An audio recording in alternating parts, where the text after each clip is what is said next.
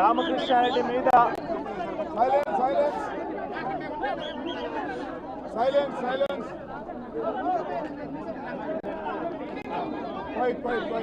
ఈరోజు పిన్నెల్లి రామకృష్ణారెడ్డి మీద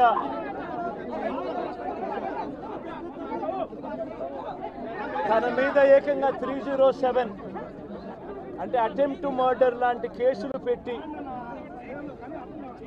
ఏ రకంగా అన్యాయంగా తనను జైల్లో నిర్బంధించడం జరుగుతూ ఉందో కూడా చూస్తూ ఉన్నాం. ఈరోజు రాష్ట్ర వ్యాప్తంగా కూడా ఇదే కార్యక్రమాలు జరుగుతూ ఉన్నాయి.